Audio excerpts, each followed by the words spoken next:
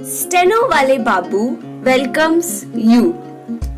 Shorthand dictations in male and female voice from all sources like magazines, speeches, and editorials at various speeds up to 120 WPM for various departments like SSC, DSSSB, CRPF, Delhi Police, etc. Please like, share and subscribe the channel. Thank you. Exercise number 13. Tomorrow is the 53rd anniversary of our independence. As I speak to you on the eve of this auspicious occasion, my joy is mixed with anxiety with regard to the future. The founding fathers of our constitution had reposed faith in the maturity and innate vision of our people and had envisaged a steady and progressive evolution of the quality of the democratic way of life in our country. They had assumed, and not without good reason, that with our glorious heritage and long traditions of morality and conduct in public life, we would not prove unequal to the challenge of the future. How have we discharged this trust? We should search our hearts on this occasion and ascertain how, when, and why we have fallen short of these high expectations. We are each one of us responsible for the sorry state of affairs we find ourselves in today. It would be an exercise in futility to find fault with one section of our society or other for the crisis of character through which we are passing. While we celebrate Independence Day tomorrow, we must remind ourselves of the selfless lives of the stalwarts of our struggle for freedom. We have been an example to the rest of the world as the world's largest democracy, an oasis in a part of the world.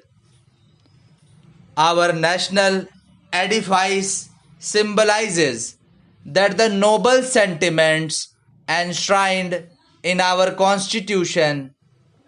My countrymen, it is with a deep concern that I speak to you tonight as I see the stresses and strains to which these noble ideals have been subjected to in the recent times.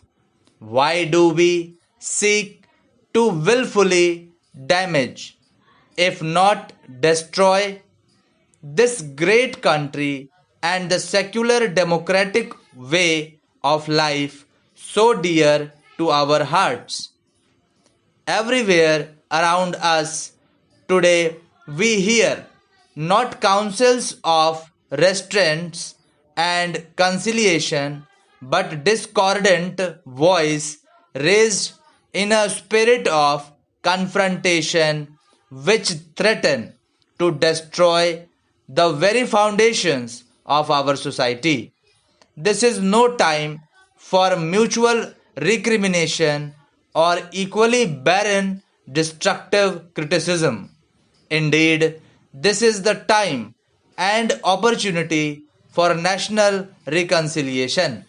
Irrespective of caste or creed, men and women of goodwill need to exert themselves to the utmost to shoulder the heavy and onerous responsibilities which our present complex situation demands.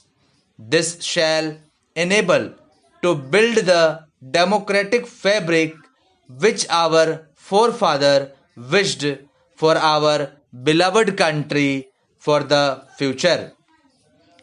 I do not wish to point an accusing finger at any political party or line of political thinking for the tensions under which we all live and work today. On the other hand, I wish to appeal to you take stock of our present situation objectively and joined hands in a forward looking and constructive exercise to restore harmony among ourselves and also ensure that no quarter will be given to those who work for the disintegration of our nationhood. All of us are Indians first and Indians last. If India dies, who amongst us will live? And will such a life be worth living? This sobering thought should guide and conduct us in the crucial days ahead. Our Constitution, which is the most comprehensive written document in the world, cannot obviously provide for every possible contingency in our national life. Necessarily, therefore, healthy conventions based on sound and lasting principles of public morality and uncompromisable basic values in public life will have to be evolved. But this is not at all. We have to take note of the rapidly changing lifestyle of our body politic. Never since independence have principles been compromised and the basic values of life treated with such contempt.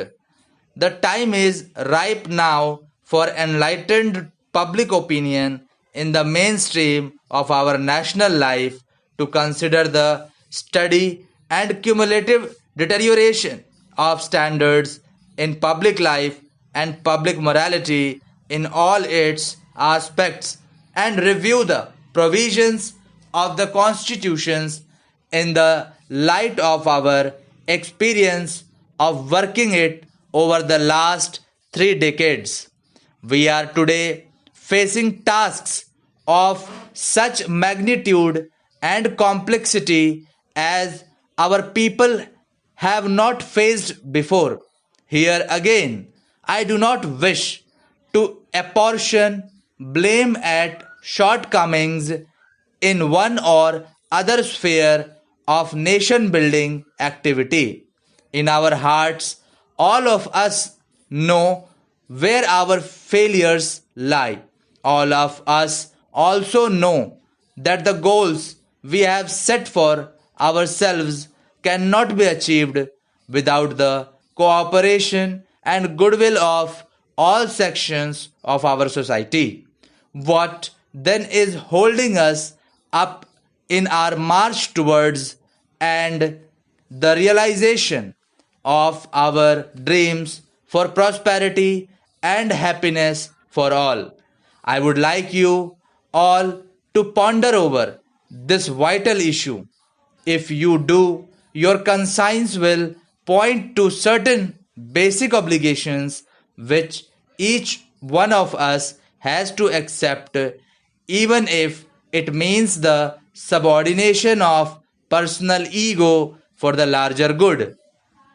Our freedom from alien domination was achieved by the countrywide awakening of our national conscience and the sacrifice of millions of our countrymen, known and unknown, who made the overthrow of foreign rule inevitable.